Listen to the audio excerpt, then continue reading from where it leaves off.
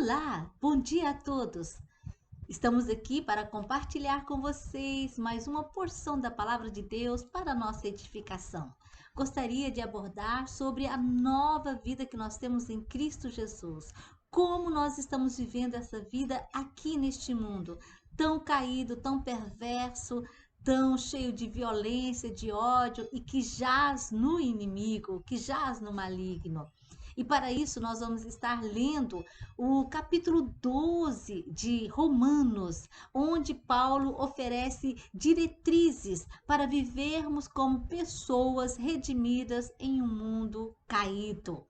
Trata-se de nos entregarmos a Cristo como sacrifício vivo, obedecendo às autoridades, amando o próximo e ajudando os fracos na fé.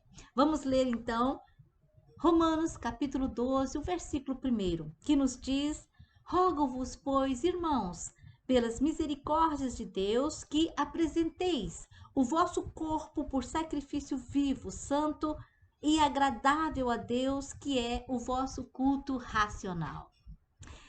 Ao sacrificar um animal de acordo com a lei de Deus, um sacerdote matava o animal, cortava-o em pedaços e colocava-o no altar. Os sacrifícios eram importantes, mas já no Antigo Testamento, Deus insistia que a obediência do coração era muito mais importante. A base, como nós sabemos, da nossa salvação é o sacrifício de Jesus Cristo sobre a cruz do Calvário. E a base da nossa vida de fé em Jesus Cristo está o sacrifício de nós mesmos, o sacrifício do nosso eu, do nosso ego. Deus espera que nós possamos oferecer as nossas vidas a Ele como um sacrifício vivo, um sacrifício santo e agradável, que dia após dia nós possamos renunciar ao nosso desejo para segui-lo, colocarmos nossas energias, nosso tempo e nossos recursos ao seu serviço e contarmos com a sua direção, estarmos debaixo da direção da mão onipotente do Deus Todo-Poderoso. Quando o nosso corpo está no altar, nossa vontade está determinada a obedecer, aconteça o que acontecer. Essa é a nossa atitude como filhos de Deus, que nós possamos estar determinados a obedecer à vontade de Deus. E o versículo 2 nos diz: E não vos conformeis com este século, mas transformai-vos pela renovação da vossa mente, para que experimenteis qual seja a boa, agradável e perfeita vontade de Deus. Paulo adverte os cristãos a não imitarem o comportamento mundano e os modismos que geralmente são egoístas e muitas vezes exercem uma influência maligna. Mas ele nos diz: sejais transformados pela renovação da vossa inteligência. Nós somos regenerados e somos transformados pelo Espírito, renovados pelo Espírito Santo. Leiamos Tito, capítulo 3, o versículo 5 e 6, que nos diz: Não por obras de justiça praticadas por nós, mas segundo sua misericórdia, ele nos salvou, mediante o lavar regenerador e renovador do Espírito Santo, que ele derramou sobre nós ricamente por meio de Jesus Cristo, nosso Salvador. Amém? É possível renunciar à maioria das maneiras de fazer as coisas do mundo e ainda assim mostrar-se orgulhoso, invejoso, egoísta, teimoso e arrogante. Isso porque é somente quando o Espírito Santo renova, educa e reorienta o nosso espírito que somos verdadeiramente transformados. Esta obra da transformação pertence ao Espírito Santo. Romanos 8:5 nos diz: porque os que se inclinam para a carne cogitam das coisas da carne, praticam as obras da carne, mas os que se inclinam para o espírito, das coisas do espírito, cogitam e andam e praticam as coisas do espírito.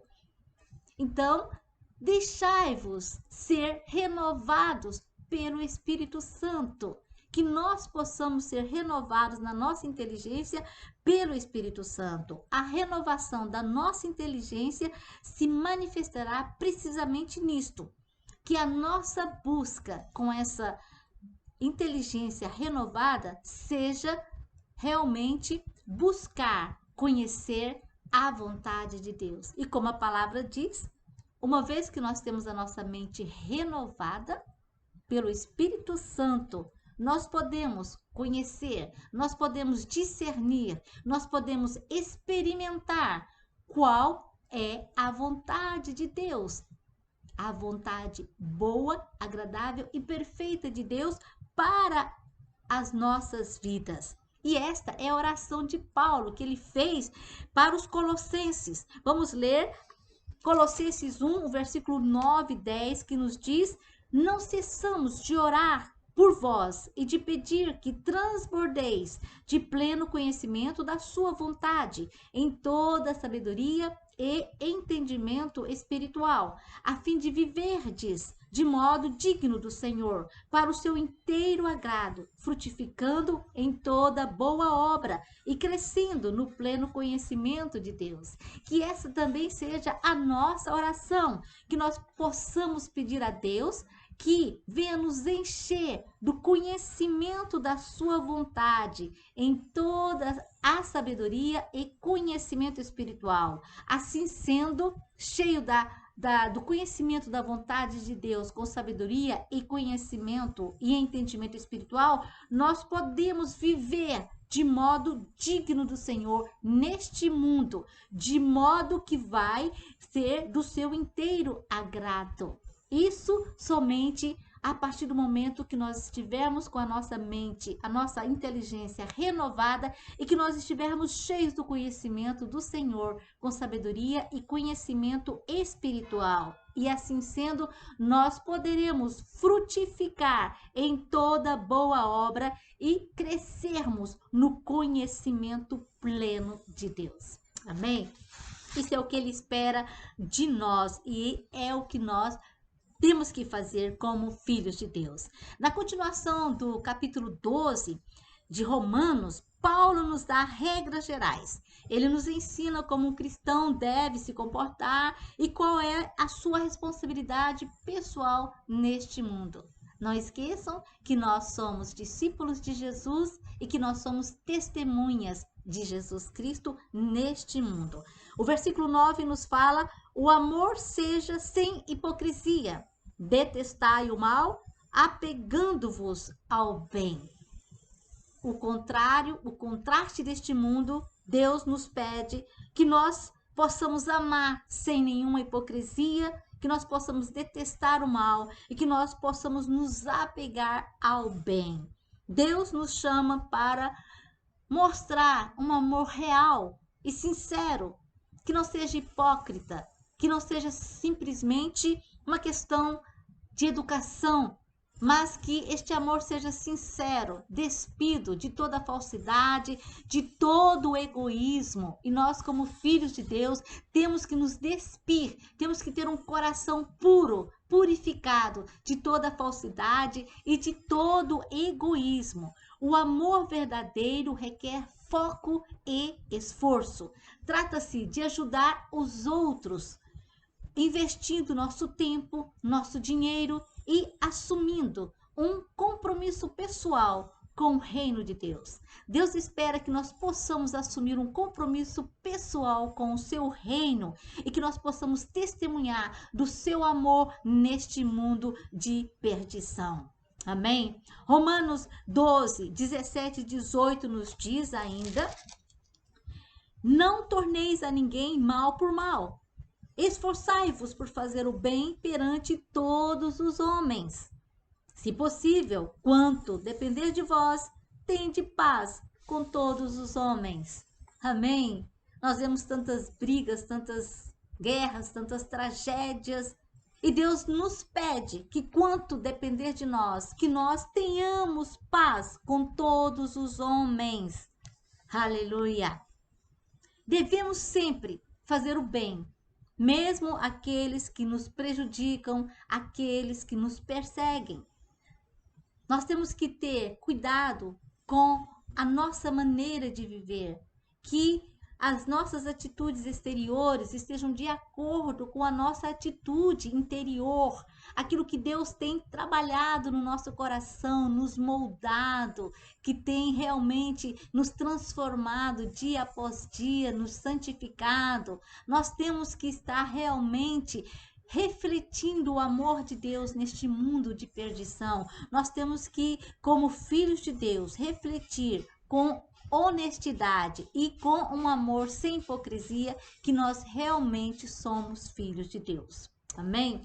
O versículo 19 nos diz: não vos vingueis a vós mesmos, amados, mas dai lugar à ira, porque está escrito: a mim pertence a vingança, eu é que retribuirei, diz o Senhor. Amém?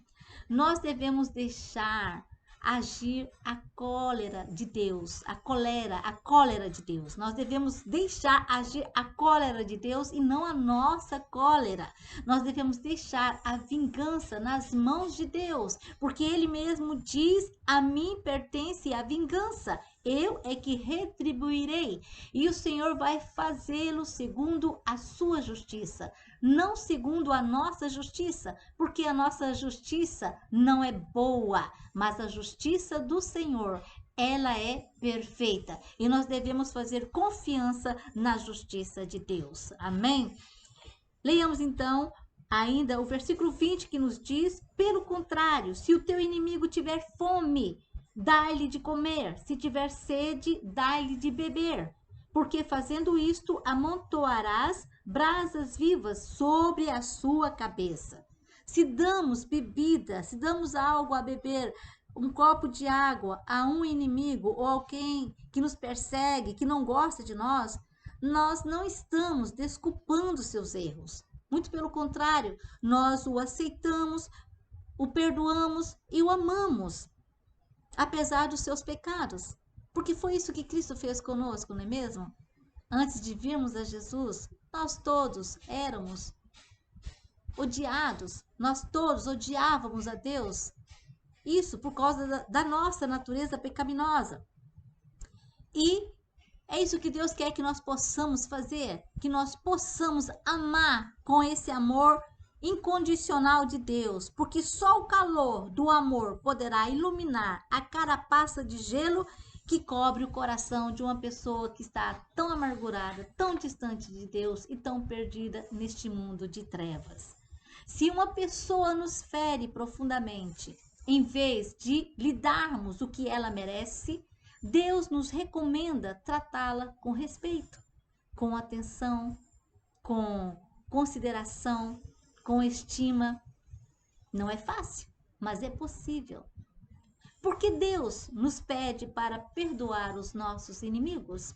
Primeiro, o perdão pode quebrar o ciclo da vingança e levar à reconciliação. Segundo, o inimigo pode sentir vergonha e mudar de atitude.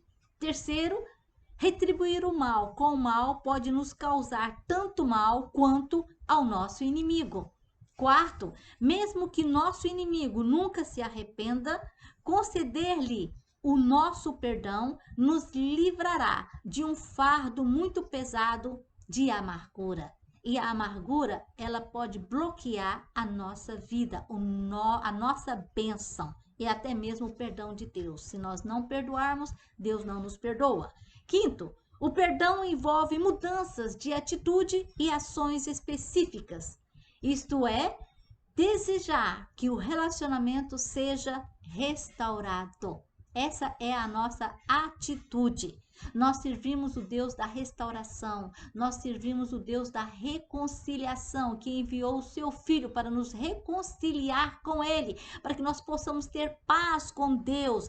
Então, Ele nos confiou o ministério da reconciliação em Cristo Jesus. Nós somos embaixadores de Cristo Jesus neste mundo, e neste mundo de perversidade, de trevas, neste mundo de perdição, nós temos que brilhar a luz de Deus, nós temos que ser ministros da reconciliação, pacificadores e reconciliadores. Amém? É isso que Deus espera de mim e de você, que o nosso comportamento seja esse comportamento que vai alcançar as vidas perdidas para Jesus, para que eles também possam estar tendo uma nova vida em Cristo Jesus. E o versículo 21, o último versículo deste capítulo 12 de Romanos, é a cereja do bolo. Ele nos diz: não te deixes vencer do mal, mas vence o mal com o bem. Olha como isso vai contra a mão das coisas do mundo, não é mesmo? Não te deixes vencer do mal, mas vence o mal com o bem. Que essa seja a nossa atitude como filhos de Deus, de vencer o mal com o bem, de não nos vingarmos, mas deixarmos a vingança nas mãos de Deus, confiarmos na justiça de Deus e que nós possamos amar o nosso próximo, até mesmo o nosso inimigo. Amém? Vamos orar? Senhor, nós te louvamos, te agradecemos pela tua palavra que nos ensina tanto, Senhor, e que nós possamos estar aprendendo dia após dia. Transforma-nos, Senhor, através do teu Espírito que habita em nós. Venha estar nos transformando a nossa inteligência para que nós possamos experimentar qual é a boa, agradável e perfeita vontade de Deus para as nossas vidas. Queremos frutificar, Senhor Deus, queremos refletir o teu amor, transmitir o teu amor a este mundo tão perdido, a este mundo de trevas. Ajuda-nos, ó Pai, a amarmos, ó Pai, o nosso inimigo, a realmente nos apegarmos ao bem e nos distanciarmos do mal, e que nós possamos ser instrumentos nas tuas mãos, e que tudo que nós formos fazer seja para a honra e glória do teu nome, no nome de Jesus. Amém. Amém. Então, continue a ler o capítulo inteiro de Romanos 12 e com certeza você vai continuar aprendendo mais e mais. E que nós todos possamos realmente ser faróis neste mundo de trevas para iluminarmos e levarmos muitos a Cristo Jesus. Amém? Nós te aguardamos para a próxima vez, assim Deus permitindo, que Deus continue a abençoar a sua vida, a te usar poderosamente neste mundo. Amém? Até mais.